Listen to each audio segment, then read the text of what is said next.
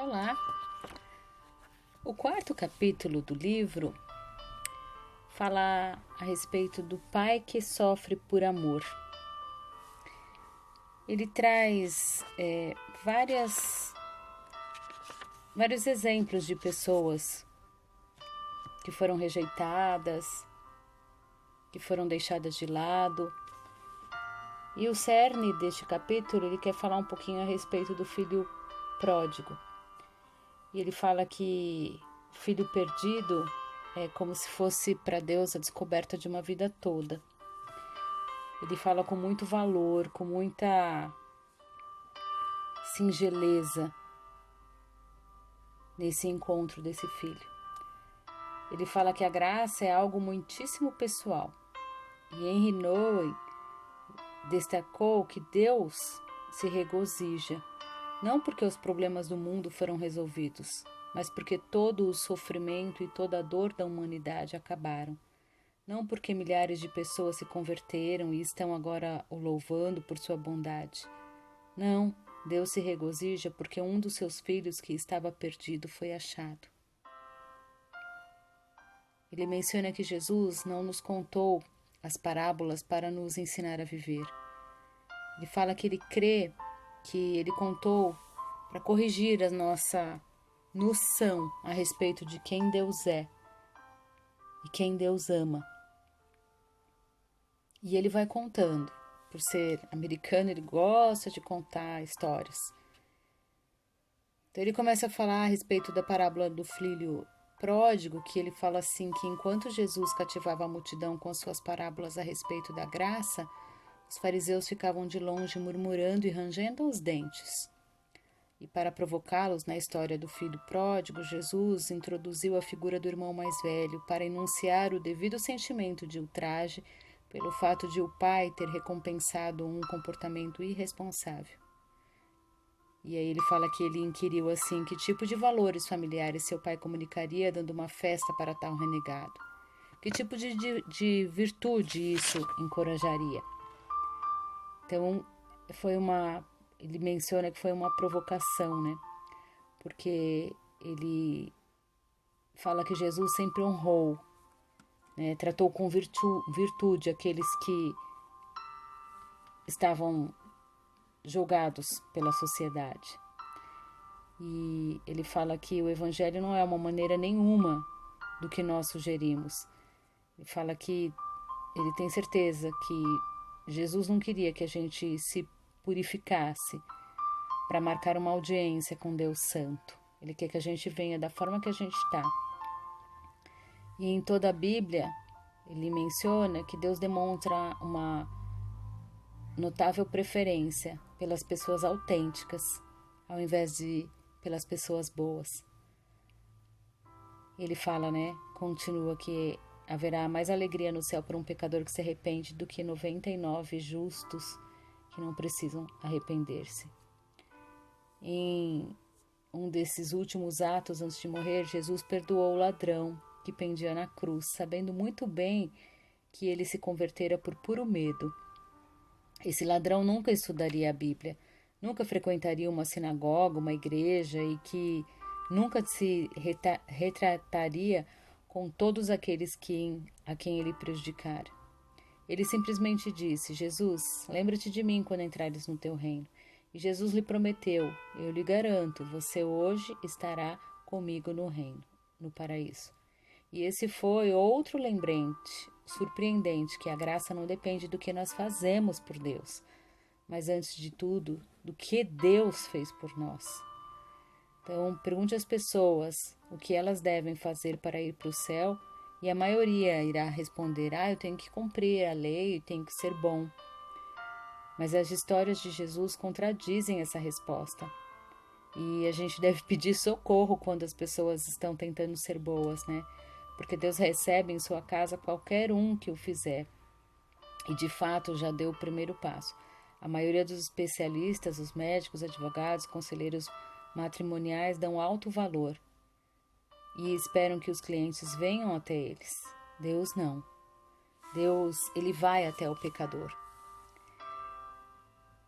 Para aquele que se arrepende, né? Aquele que está perdido, aquele que não tem mais esperança de nada. Deus vai até ele, é isso que ele está falando. E aí ele começa a mencionar, ele conta uma outra história de uma menina de 15 anos, na qual o pai estava esperando ela saía toda noite, tomava anticoncepcional, saía, varava a noite, tinha dias que ela nem voltava para casa. Falou que as pessoas estavam dizendo que era culpa dos pais por serem tão rigorosos com a vida dela.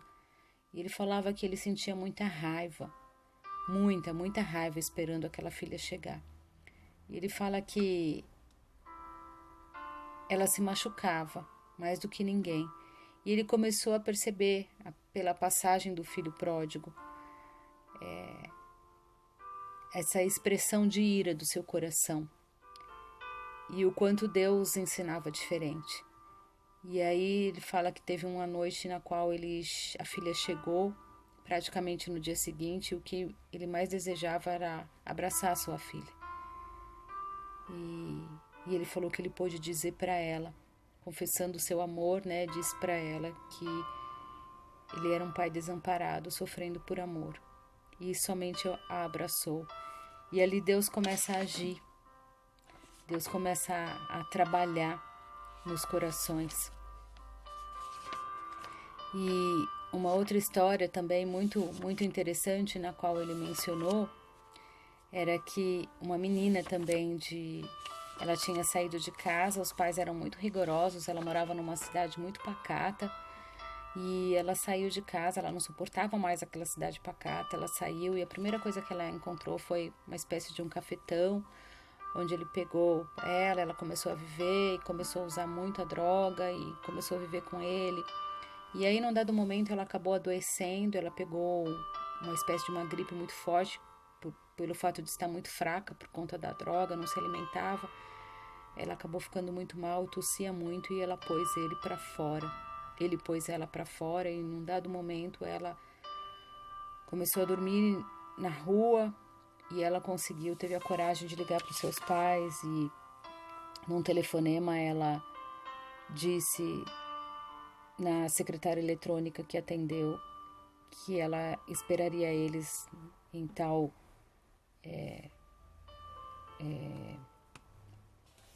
como chama? Esperaria eles num local onde para o ônibus, esqueci o nome. E aí os pais foram e fizeram uma festa. Os pais não, ao invés de recebê-la com raiva, os pais receberam ela como um filho pródigo. Muitas pessoas estavam ali, fizeram uma festa, escreveram vários cartazes. E aí ela chegou e ela abraçou o pai, disse que ela sentia muito. E aí o pai falou: filha, aquieta, não temos tempo para isso agora, não temos tempo para pedidos de desculpa. Você vai chegar atrasada na festa, lá em casa há um banquete esperando por você. E é assim, isso é a graça de Deus. Talvez a gente olhe para a graça e realmente entendendo que é muito além de tudo aquilo que nós vivemos. Muito além. E quando a gente para e a gente pensa em Deus, um pai que sofre por amor por nós também, que nós desobedecemos. Quanto nós desobedecemos, o quanto Deus queria que também nós fôssemos diferentes. E nós estamos a quilômetros de distância de tudo aquilo que Deus talvez sonhou para nós. Mas Deus também está a quilômetros de distância de ser um severo monarca, rígido conosco. E aí o autor ele fala que no final desse capítulo ele começou a refletir sobre aquele pai que esperava aquela menina de 15 anos que passava a noite fora, sofrendo dolorosamente as trevas. Afinal, só um pai sabe, uma mãe, o que é saber que tem um filho seu fora de casa. E aí ele pensa na descrição de Jesus, que fez do pai que espera, um sofredor, insultado, mas desejando mais do que tudo perdoar e começar tudo de novo, para anunciar alegremente: ele estava morto e voltou à vida. estava perdido e foi achado. O Requiem de Mozart contém uma frase maravilhosa que se transformou na oração que o autor fala. É uma prece que ele faz com confiança cada vez maior. Ele diz que ora assim: lembre-se, Jesus misericordioso, de que eu sou o motivo da sua viagem. E aí ele finaliza: e eu creio que Deus se lembra. Nós estamos numa trajetória e às vezes nós somos tão rudes com aqueles nos quais nós lidamos e a gente se esquece que Jesus, ele não veio para nos ensinar a viver, mas ele veio para corrigir a nossa noção a respeito de quem Deus é e a quem Deus ama. Quando a gente tem essa consciência de que Ele já nos amou, a gente consegue viver com muito mais leveza. Muito mais leveza. A gente olha para o outro com mais respeito, entendendo que ele também é um filho de Deus, que ele também está num crescimento. E a gente fica leve.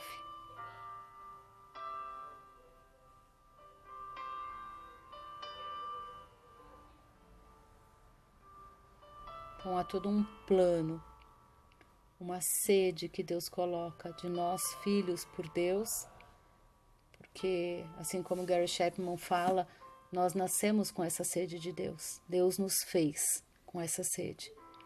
E assim é o filho pródigo. Deus é um pai que sofre por nós. E o filho tem sede do pai. Que possamos acolher mais, que possamos amar mais e que possamos viver debaixo da graça. A graça é muito além, muito além. Se Jesus não fosse gracioso conosco, nós já teríamos sido engolidos. Deus te abençoe, boa reflexão.